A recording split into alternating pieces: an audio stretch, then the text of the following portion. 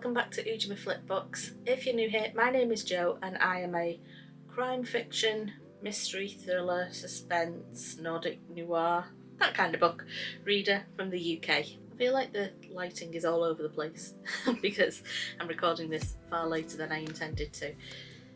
We're just going to go with it, so apologies if my light is reflecting in my glasses and things, but equally my eyesight is not good enough to one, do this without glasses, and two, actually be able to see if it is properly reflecting.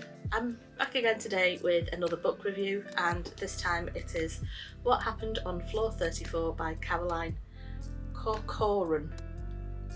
I have to look at the name to say it because it's one of those names that I just kind of, no matter how many times I've tried to say it, I've said it slightly different each time and fallen over the name, so apologies if I'm getting that wrong, but I think it's Corcoran. Anyway, it's What Happened on Floor 34. So this is the first book that I have ever read by Caroline Corcoran. I did have a look on her author profile on Goodreads, and she has written a few other books and, assuming Goodreads is correct, co-authored some other ones, mainly like pop biographies. At the time of recording, her average rating was 3.64 on Goodreads, which pretty middle of the road, I would say. The thing that attracted me to this book is the fact that she previously worked as a journalist for 16 years, and the book is all set within the journalist sphere, shall we say. So I thought that would be quite interesting. I was also attracted to it by the price because, let's be honest, I can't go into the supermarket without picking up a book as well as my weekly food shop. I seriously need to go back to online ordering. And this was on offer, so it slipped into my basket. So what is the book about? The story is about Rose, who is the day editor at a newspaper. She does all the online layout and basically trying to optimise it so that people will click on different stories. This is apparently her dream job, even though she's got a boss that continually undermines her and is generally not very nice, because he gets far too excited about the prospect of multiple fatalities and how that will boost their presence and people clicking on the story. Rose's counterpart is Will Frost, who is the night editor. Basically does exactly the same job, but at night. They are very much the classic ships that pass in the night. That's the phrase, isn't it? I feel like I never know English idioms when I click record. We'll go with it. Apparently the Rose would finish work and then an hour later Will would start work, and when Will was finishing work, an hour later Rose would start. They're described as basically only really communicating through post-it notes and emails, despite the fact that they do exactly the same job. After a particularly heavy drinking session, Rose arrives at work one day to discover that in the middle of the night, Will has completely disappeared. And when the police start investigating, the last person to have actually spoken to Will is Rose. Except Rose has no memory of it, despite the evidence pointing towards Rose being involved in this more than she's letting on. She agrees to take over Will's job and become the night editor. Her boss says that it's basically they need somebody who can do the job because there's nobody else in who can supervise, so she ends up doing the job. But she decides that she's going to find out exactly what happened to Will, what happened on floor 34, which is the floor that the newspaper is within, I think they say Canary Wharf, and generally completely solve the mystery of where Will Frost has gone, even if that costs her the relationship with her soon-to-be husband. What did I think of this book? I really enjoyed this book. I actually read it in a single day because I found that I couldn't put it down for long. I just needed to see what was going to happen next, and I did not see any of the big twists coming at all. Rose, the protagonist, is a hard character to like. There's a phrase that is used over and over within the book that she's a people pleaser, and I'll be honest, I spent some of the book thinking, who is she even pleasing? She keeps saying she's a people pleaser and she is pleasing no one. She was really annoying me at times. That being said, I do feel like I went through every emotion possible with that character. There were times where I was fully exacerbated with her, other times where I actually felt really sorry for her, and then times where I was like, yes, get him, Rose.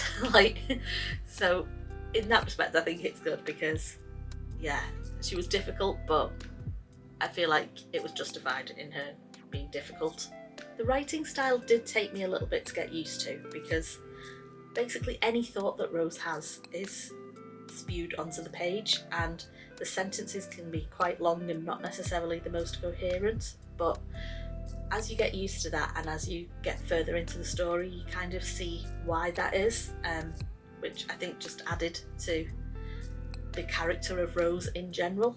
There are a couple of times where the pacing is a little bit slow, and I did find myself thinking, just get on with it, just tell us. Like, Rose would sort of like find something out about Will, and then you'd be 4 chapters later thinking, she's still not told us, like, she knows information. I feel like I as the reader need to know it. But on reflection, I kind of like that it was that slow pace, because then as the reveals came, it was kind of like punch, punch, punch, punch, punch. And without, it's very hard to sort of describe this without giving too much away, but I felt like as the resolutions to the story came, and they all came very quickly at the end, you kind of felt the weight lifting from Rose's character, or at least that's what I think. There is one element of the book that I did really struggle with, and this is the concept of Will and Rose never meeting each other. Like, to me, I can't imagine that in an ordinary newspaper environment they would never actually see each other. It feels like they'd have handover meetings, so like Rose's shift would overlap with Will's 1 hour in the morning, 1 hour in the evening. I just struggle with the concept that they'd leave a post-it note, or that there'd be no editor for essentially 2 hours of the day. Because if there was any breaking news in that 2 hours, was it just a, oh well, nobody was reading the paper at that time? Like, I don't know, it didn't really sit well with me. I feel like realistically there would have been like either that crossover or a third person for like a mid-shift. I don't know if this is like because of the type of work I currently do.